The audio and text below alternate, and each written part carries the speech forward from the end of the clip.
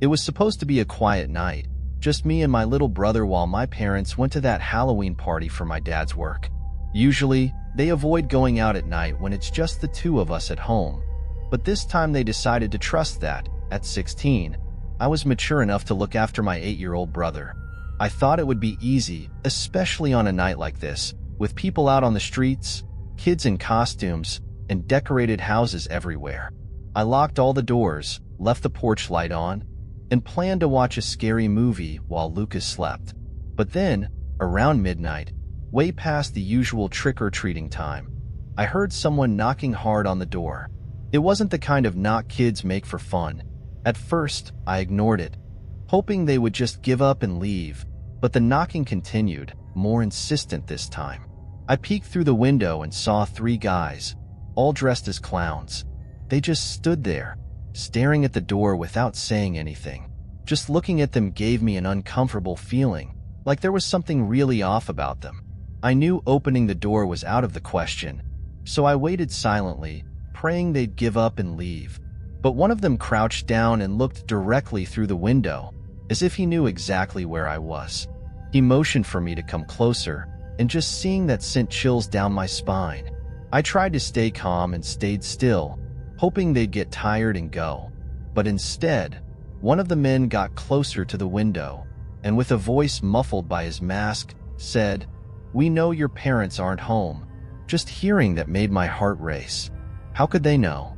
No one knew I was home alone except my parents and maybe a few close neighbors. Fear tightened my chest, and I moved away from the window, trying to think quickly about what to do. I locked the kitchen door and checked all the other windows to make sure they were secure, but it was hard to think straight with them still knocking and calling my name. They knew my name. While I tried to pull myself together, I heard light footsteps in the hallway. It was Lucas, scared by all the noise. He was clutching his pillow tightly and asked me who was at the door. I told him to stay calm and kept locking everything I could, trying to keep the situation less frightening for him. But I knew things weren't looking good. Then, an idea hit me. My parents' phone. I grabbed my cell and tried calling them, but it went straight to voicemail. Voicemail was the last thing I wanted to hear at that moment. I tried calling again, but nothing. I looked out the window once more and realized they had stopped knocking on the door. For a second, I thought they had left, but then I heard heavy footsteps moving around the sides of the house. They were circling, probably looking for another way in. My heart was pounding, and Lucas, noticing my expression, started to cry softly.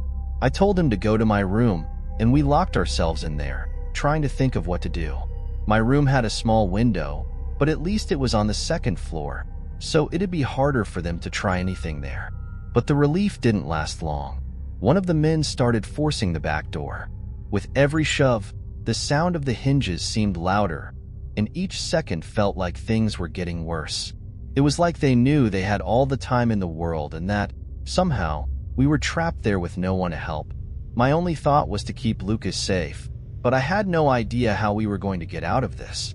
I had to think fast, so I started looking for anything that could work as a weapon. In my room, I found a baseball bat that my dad kept there just in case. I never thought I'd actually have to use it, but there I was, gripping the bat tightly, trying to hide my fear so Lucas wouldn't get even more scared. The men outside were still there, one of them trying to force open the back door while the other 2 banged on the windows, as if they were enjoying scaring us before actually getting in. The feeling of being trapped was suffocating, and every second felt like a test of how much fear I could handle. Suddenly, I heard the sound of breaking glass. They had smashed one of the windows in the living room. I had no idea what to expect after that, but I knew things were only about to get worse. I held Lucas close to me and told him to stay as quiet as possible, but he started trembling with fear, and there wasn't much more I could do to calm him. I could hear heavy footsteps in the living room below and knew they were inside now. My mind was racing, only knowing that I had to keep Lucas and me safe until I could find some way out. Every second felt like an eternity as I listened to their footsteps spreading throughout the house, each one exploring a different room. The floorboards creaked under their weight, and occasionally, I heard whispers and muffled laughter, like they were enjoying the terror they were causing. I stayed as still as possible, holding onto the baseball bat tightly, listening for any sign that they were heading upstairs. The only thing separating us from them was my bedroom door, and I knew that if they decided to break in, there was no way I'd be able to stop them. Then, one of the men called my name loudly, like he was playing some twisted game of hide and seek. My heart felt like it was about to jump out of my chest, and Lucas squeezed my hand so tightly his fingers were shaking. I had no idea how much longer the door would hold if they decided to force their way in, so I started thinking of a desperate plan. I looked at the window in my room and thought about trying to escape through it, but the jump to the ground was way too high. While I was considering the window, I heard heavy footsteps coming down the hall, getting closer and closer. I held my breath, hoping they might not realize where we were. But then, a shadow appeared under the door, and one of the men started turning the doorknob slowly, testing if it was locked. I pulled Lucas closer, trying to keep him from making any noise. The man outside laughed in a way that chilled me to the bone and started banging on the door, like it was only a matter of time before he got in. My hands were so sweaty and shaking with fear that I nearly lost my grip on the bat. Out of nowhere, the sound of sirens began echoing from outside the house. The flashing lights broke through the windows, and everything fell into a heavy silence. The footsteps stopped immediately, and the men went quiet, probably trying to figure out what was going on. I couldn't believe we were being saved, and a wave of relief washed over me. I waited to hear the police voices coming inside, but instead, I heard the men running toward the back door, like they were trying to escape. I held Lucas tightly and mentally thanked whatever it was that had given us that moment of reprieve.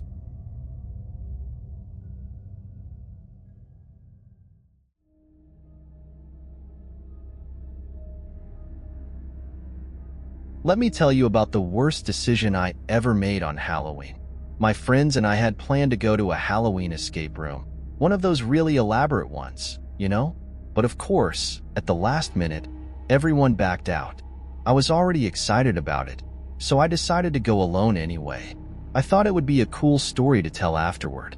When I got there, the place already felt a bit odd. It was an industrial warehouse a little out of the way, with some over-the-top spooky decorations that I figured were part of the show. A costumed receptionist handed me a card with instructions and wished me good luck. I remember he had this weird smile, like he already knew what was about to happen. That gave me chills, but I shrugged it off and went in. I started solving the first few puzzles alone, which was actually kind of fun at first. The rooms were dark, filled with artificial fog and creepy sounds, as if I were trapped in an 80s horror movie.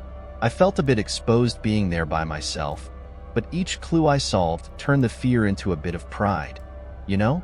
After 2 or 3 rooms, though, I bumped into this guy. He was just standing in the corner, staring at a wall as if he was trying to figure something out. I thought he was another participant who might have come in late, so I asked something like, "Hey, are you stuck too?" He slowly turned his head with a smile that didn't look quite normal and said, "We're all trapped here." I figured he was just getting into character and didn't think much of it, but his answer stuck with me, made me a bit uneasy. After that weird encounter, I tried to keep moving forward in the game, but the guy started following me closely. Every time I stopped to solve a puzzle, he'd just stand there, watching me without saying a word. At that point, I thought he was just being strange, so I tried to ignore him.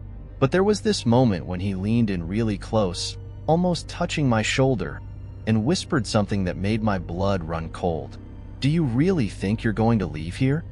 He said it in such a serious tone, no joke in his voice. I let out a nervous laugh, trying to play it cool, and said he was really committed to the character. But he didn't laugh, didn't react at all. He just stood there, staring at me with an expression I couldn't decipher. Was it anger? Or was it amusement? Gradually, I started feeling like he was ruining the experience. I tried to ignore him and push through the rooms faster, but every door I passed through, there he was, somehow always waiting for me. I was getting really uncomfortable, so I decided it was time to leave. I headed back toward one of the initial rooms, where I remembered there was an emergency exit, but when I got there, the door was locked. That threw me off because I remembered the receptionist saying that you just needed to press the handle in case of any emergency. I started feeling claustrophobic, my breathing got heavier, and that's when I heard slow footsteps behind me. When I looked back, there he was, standing in the middle of the dark corridor, just watching me. That sense of discomfort quickly turned into pure panic. I asked, straight up, if he knew where the exit was, but he just tilted his head, as if he was analyzing my reaction. I tried to pass him, but he blocked the way, stepping forward each time I moved.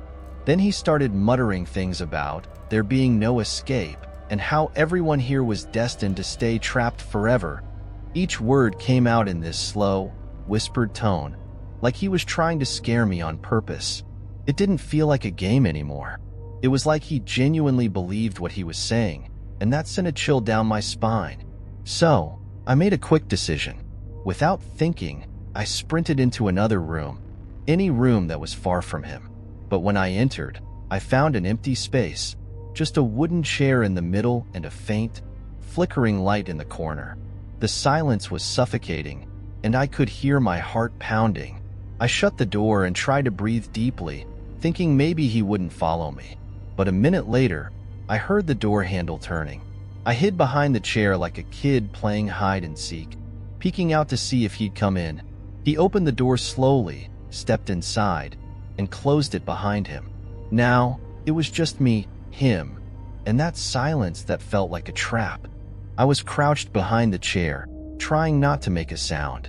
Every second, I could feel my pulse racing, cold sweat running down my neck. He stood in the middle of the room, looking around like he was hunting me. Then, out of nowhere, he started muttering disconnected things, phrases that didn't make any sense, as if he were talking to himself. At one point, he said something like, "No one can escape their fate."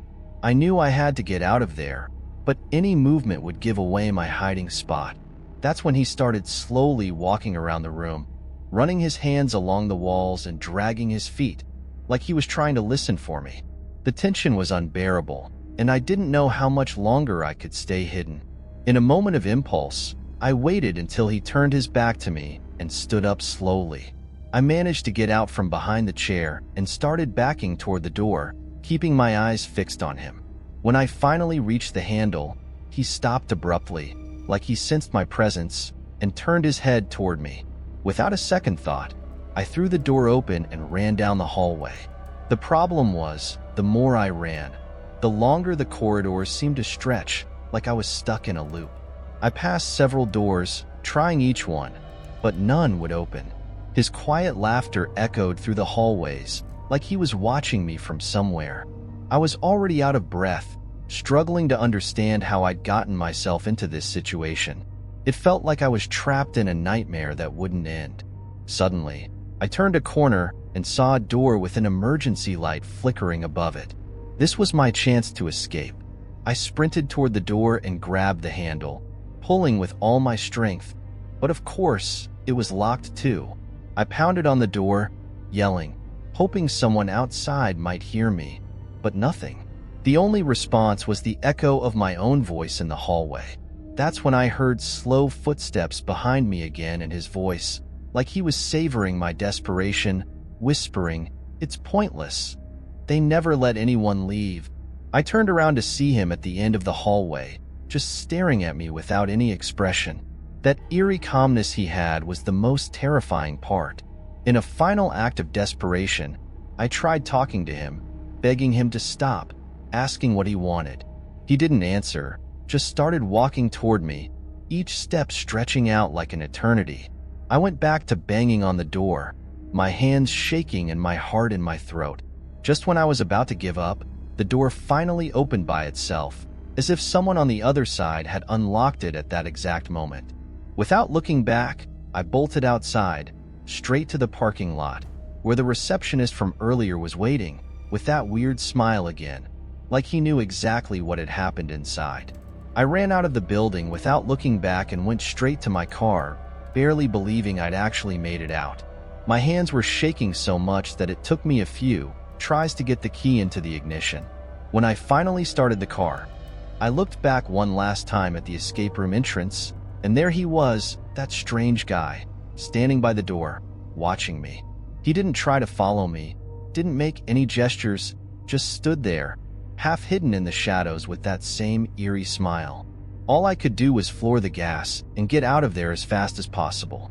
On the drive home, my mind was racing, trying to process what had just happened. When I got home, I was still in shock, like everything had been a hallucination. I thought about calling my friends to tell them, but honestly, I didn't even know where to start. What was I supposed to say? That some strange guy stalked me inside an escape room? Deep down, I knew they'd think I was exaggerating, or that I'd imagined it all. I spent that entire night wide awake, remembering every detail, every expression on that man's face. To this day, I don't know who he was or what he really wanted, but one thing's for sure. I'm never going back to an escape room, especially not alone.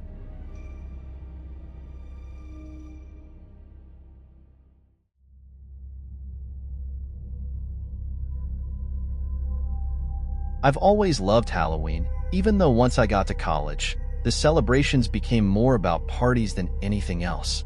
This year, I wanted something quieter, so I decided to stay in my apartment and prepare some candy for the kids in my building. I knew I wouldn't get many visitors, but it was more for fun than anything. The night was calm. Maybe 5 kids came by, all in costume, and I handed out candy and snapped a few quick photos because everyone seemed to be having a good time. Around 11 p.m., the activity had stopped, and I was just watching a movie on the couch, relaxing. Then, around midnight, I heard a light knock on the door. It seemed odd for someone to knock so late, but I figured it might be a teenager trying to score a bit more candy.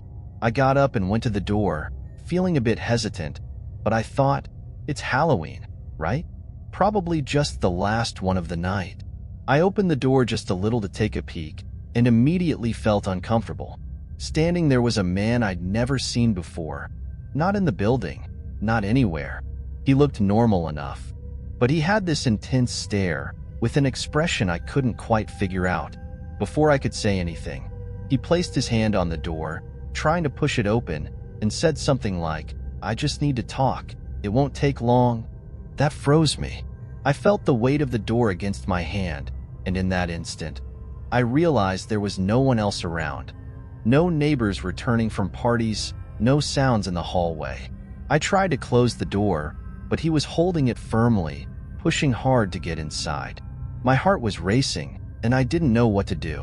He kept repeating that he just needed to talk, that it would only take a minute, but the way he was saying it was terrifying, like he was trying to convince me that I didn't have a choice. The whole situation felt absurd. I didn't know this man. He wasn't in costume, and stranger still, he was speaking like we had some sort of connection. I started yelling at him to go away, using all my weight to push the door closed, but he was stronger than I expected.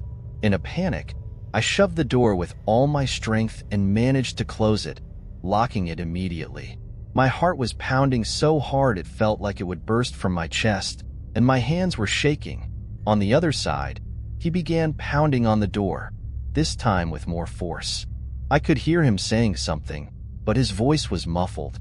It sounded like, "You're going to listen to me, I just need a minute." I stayed there, pressed against the door, trying to hold back tears, scared to make too much noise in case he realized I was still there. After a few seconds, I heard him fiddling with the doorknob, trying to turn it as if he could open it. I knew the door was locked, but the sound was enough to terrify me all over again. I backed away and went to the kitchen, grabbing my phone in an attempt to call someone, anyone. But my mind was so scrambled I couldn't even think of who to call. I tried reaching a friend who lives in the same building, but she didn't answer. The pounding on the door continued, harder and more desperate each time. At that moment, he started talking louder, like he was getting angry. "Just open up. I just want to talk." It was terrifying how he wouldn't accept that I didn't want to open the door. I started wondering if he even lived in the building, or if he had somehow gotten in, but at that point, I couldn't think about anything beyond the fear. I was frozen, trying to make as little noise as possible. Then, suddenly, the noise stopped. I stayed there, silent, trying to listen for any sign that he was still on the other side. But everything had gone quiet all of a sudden. Even so, my heart was still racing, and I didn't have the courage to leave the kitchen. I waited a few minutes, trying to convince myself he had finally left, maybe because he got tired or realized I wasn't going to open the door. But somehow, that sudden calm only made me more tense, like it was the quiet before something worse. After a few more minutes, I worked up the courage to go to the door and look through the peephole. The view was a bit blurry, but I could see that the hallway looked empty. Still, I felt like I was being watched, like he might be hiding somewhere, waiting for me to open the door. I decided not to take any chances and went back to the kitchen, feeling ridiculous but also terrified. I sat down on the floor, listening for any noise, hoping this nightmare would just end. I'm not sure how long I stayed there, but I think it was a good half hour before I finally got up. By then, it seemed like the entire building was silent, and I started convincing myself that I was really safe. I went to the living room and turned on the TV, trying to shake off the nerves, though I kept the volume low in case I heard anything from the door. But then, a few minutes later, there was another knock, this time softer, almost like a casual tap. My body froze again, and a wave of panic hit me all over. I moved quietly toward the door and, holding my breath, looked through the peephole. To my shock, he was there again, looking straight at the door with a strange expression. It was as if he knew I was watching him in that exact moment. He mumbled something, but I couldn't make it out. It seemed like he was talking to himself in a low, disturbing tone. I stayed there, frozen, and he just kept standing, like he was waiting for something. My fear was overwhelming, and I had no idea what to do. He stood there, staring at the door for what felt like an eternity. I wanted to call the police, but I was too scared to make any noise that he might hear. Finally, after a few minutes, he started to move away, walking down the hall in a strange way, almost dragging his feet. I watched through the peephole until he was out of sight, but I still didn't feel safe. My heart kept racing, and every little noise from the building seemed magnified. That night felt endless. Even after he disappeared, I couldn't sleep. I stayed awake with all the lights on, imagining he might come back, that I would hear those knocks again. The next day, I asked a few neighbors, but no one knew anything. To this day, I have no idea who that man was or why he came to my door saying he just wanted to talk.